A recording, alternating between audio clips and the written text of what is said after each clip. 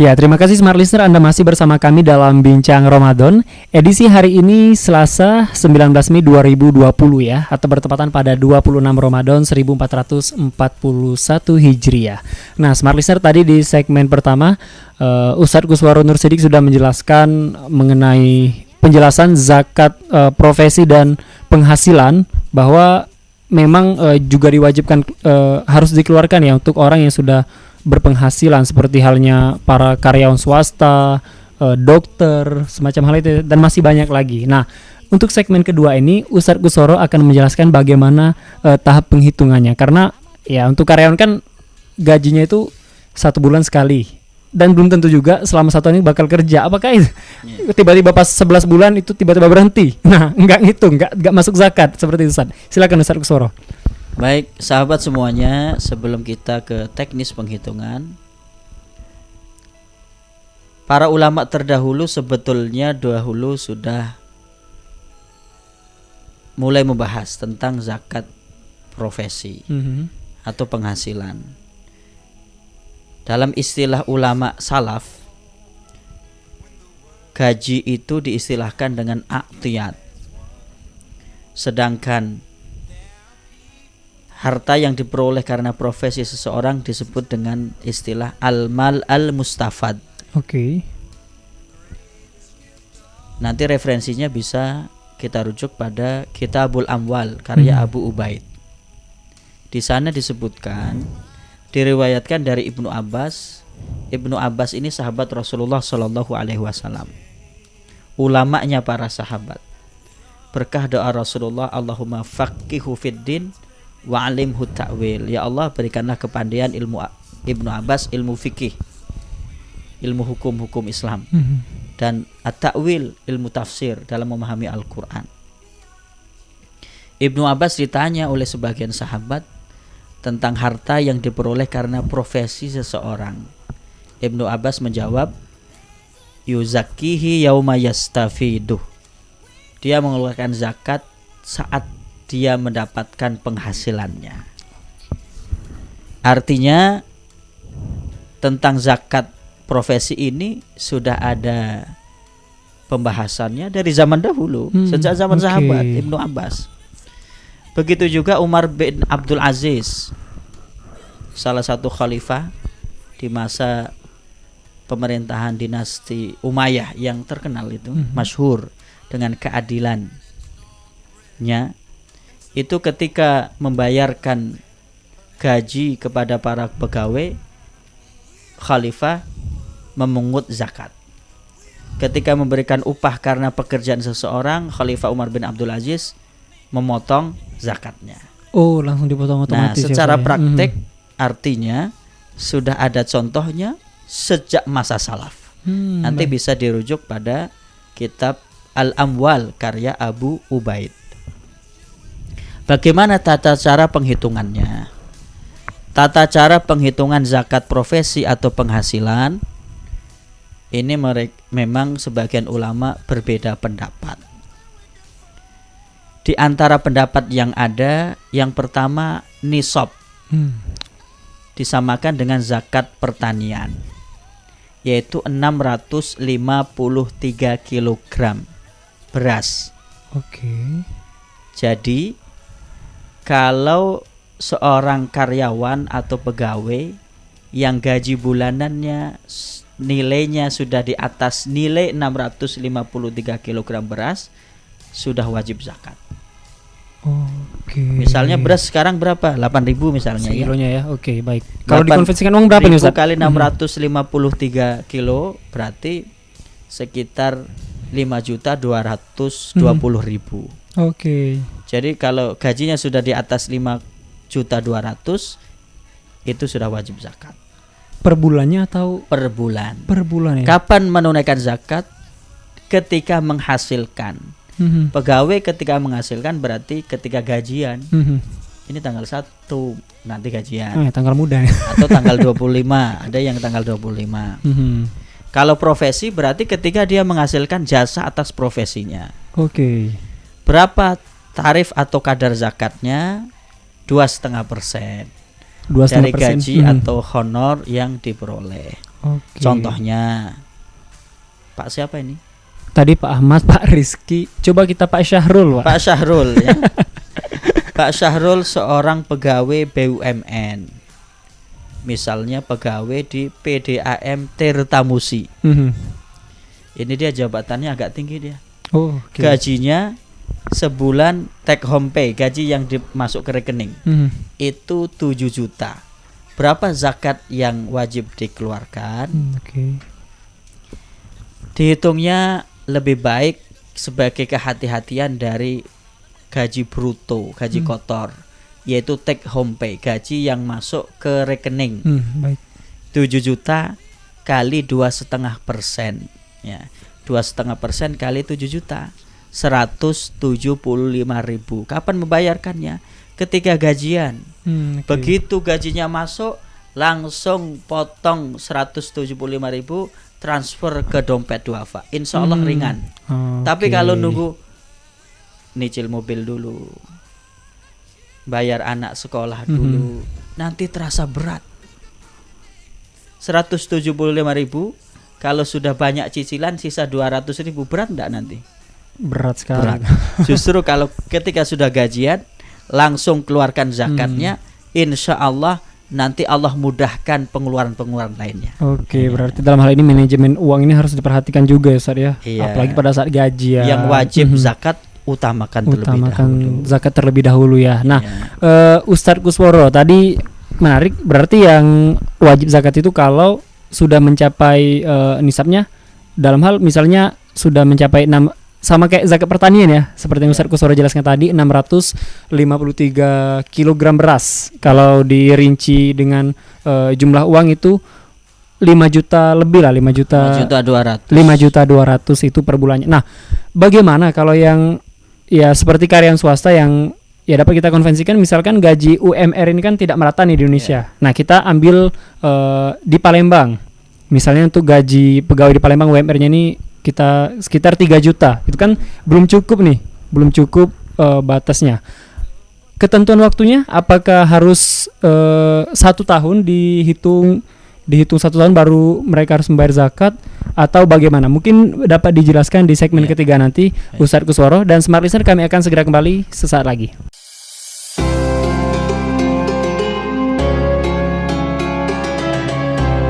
Ya, terima kasih Smart Listener, Anda masih bersama kami dalam Bincang Ramadan. Edisi hari ini Selasa 19 Mei 2020 atau bertepatan pada 26 Ramadan 1441 Hijriah. Dan Smart Listener, kita sudah berada di penghujung segmen pembahasan kita di Fikih Zakat Kontemporer seri ketiga kali ini. Dan di penghujung segmen kedua tadi saya sempat menanyakan sama Ustadz Kusworo, jikalau seandainya tadi kan Ustadz Kusworo menyebutkan bahwa ketentuan zakat profesi ini jikalau yang pegawai tersebut seperti halnya pegawai BUMN yang gajinya itu sudah di atas sekitar sudah nyampe 5.200.000 ya Ustadz ya.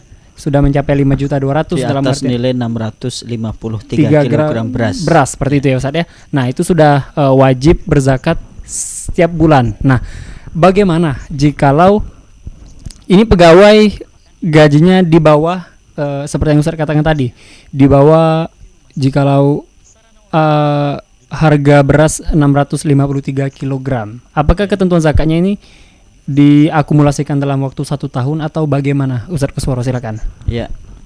Bagi pegawai yang gaji bulanannya di bawah nisab, yaitu nilai 653 kg beras, misalnya dia gajinya 2 juta.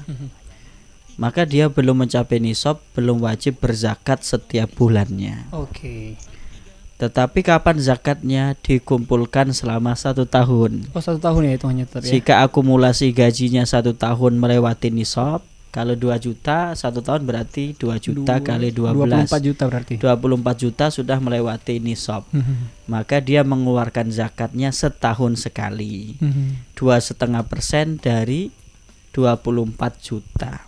Oke. 2,5% dari total akumulasi gaji selama 1 tahun.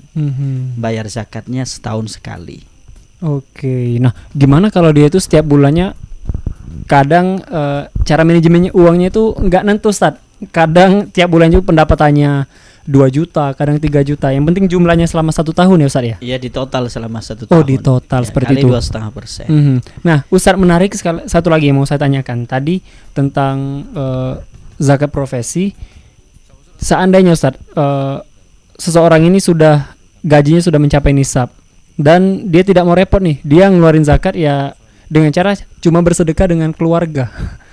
Nah, bagaimana nih Ustaz? Kan banyak nih orang-orang malas, zakat kasih keluarga aja deh, nggak usah zakat dengan dalih repot seperti itu Ustaz. Iya. Gimana ini Ustaz?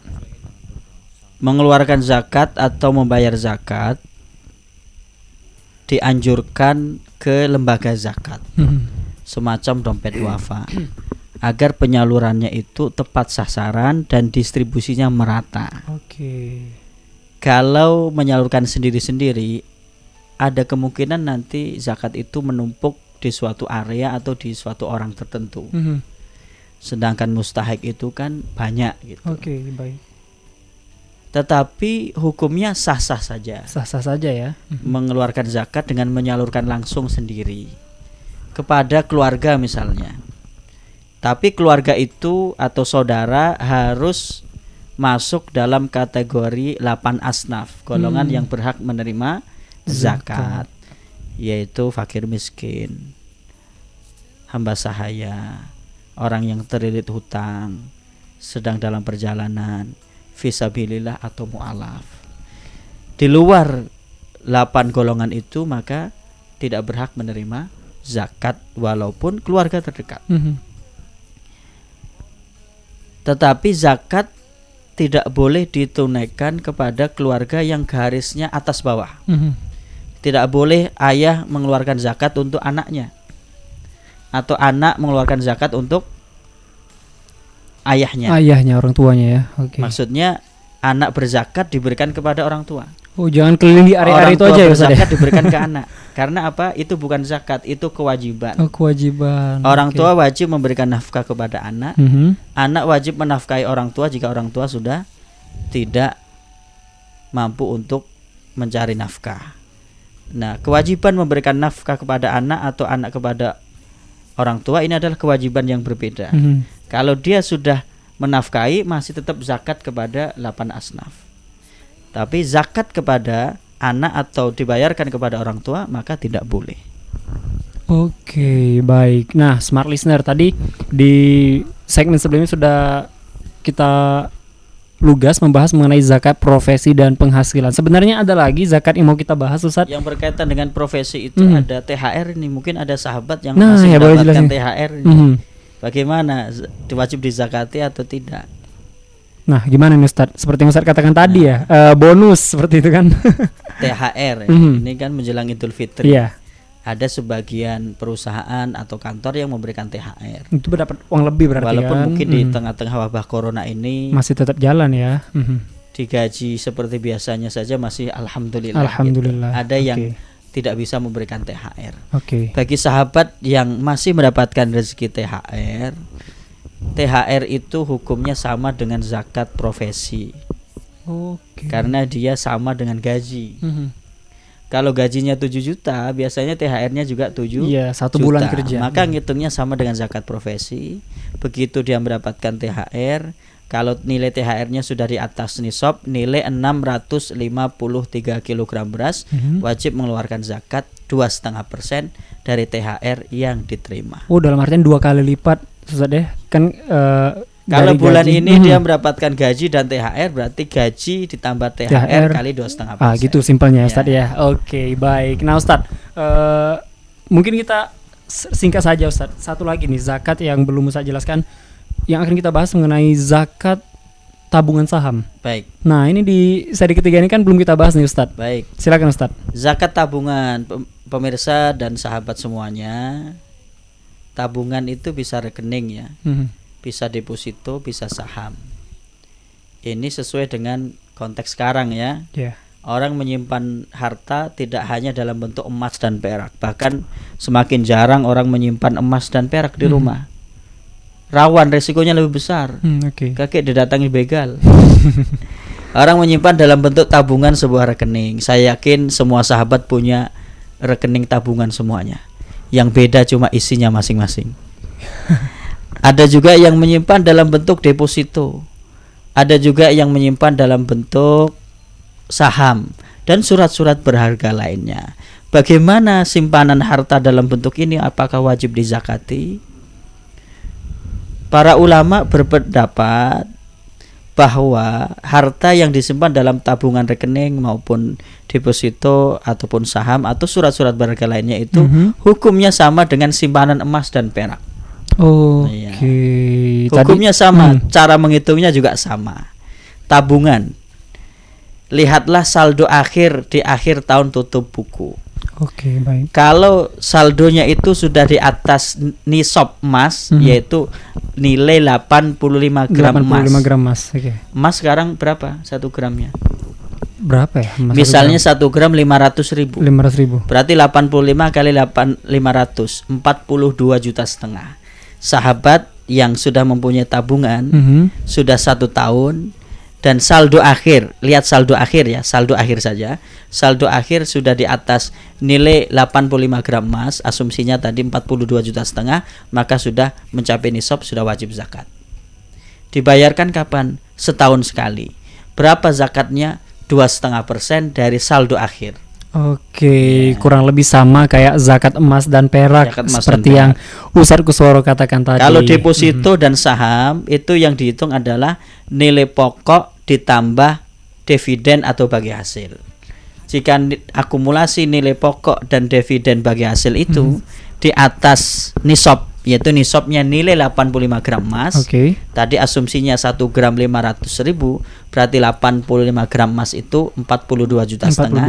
Jika nilai pokok plus dividen dari saham maupun deposito selama 1 tahun di atas 42 juta setengah, maka sudah wajib berzakat karena sudah memenuhi nisab. Berapa zakatnya? 2,5% dari akumulasi nilai pokok dan dividen. Contohnya, ini Pak Jaya, karena dia pengusaha ya. Pak Jaya mempunyai 600.000 lembar saham PT Al Kautsar. 1 lembar sahamnya nilainya Rp10.000. Setelah 1 tahun dia memiliki saham, setiap lembar saham dia mendapatkan dividen bagi hasil Rp500. Berapa zakat yang wajib dikeluarkan? Berapa itu? Sahabat, silahkan dihitung di rumah. PR lagi. Ini saya bantu ya. Sekali-sekali dong dibantu, Ustaz. Kita hitung nilai pokoknya. Dia punya 10.000 lembar saham, 600.000 lembar saham. Satu lembar nilainya 10.000, berarti nilai pokok sahamnya 6.000 lembar, 600.000 lembar kali 10.000. 6 miliar. 6 miliar, waduh, banyak banget itu. Dividennya per lembarnya 500, dia punya 600.000 lembar. Rp500 kali 600.000 lembar 300 juta. Jadi akumulasi nilai pokok dan dividen 6,3 miliar. Inilah objek harta yang wajib dikeluarkan zakat. Berapa zakatnya? 2,5% dari 6,3 miliar. 2,5% dari akumulasi nilai pokok saham atau deposito ditambah dividen atau bagi hasil. Jadi 2,5% dari 6,3 miliar 157.500.000 rupiah. Cepet nian Ustadz ngitungnya. Lang hitung duluan tadi sebelum rekaman. Masya Allah, Ustadz Kusworo. Baik, Ustadz Kusworo, kita sudah berada di penghujung segmen. Tentunya pembahasan kita pada edisi kali ini sudah dijelaskan mengenai zakat profesi dan penghasilan, dan juga zakat tadi meskipun singkat namun sangat lugas sekali dijelaskan oleh Ustadz Kusworo mengenai zakat tabungan saham. Nah, untuk smart listener, demikian perbincangan kami di edisi Bincang Ramadan Fikih Zakat Kontemporer seri ketiga, dan kita akan berjumpa lagi di Fikih Zakat Kontemporer edisi keempat pada Jumat ya, 22 Mei 2020, tepatnya pada 29 Ramadan 1441 Hijriah. Saya Fernando Oktareza pamit. Wassalamualaikum warahmatullahi wabarakatuh. Waalaikumsalam.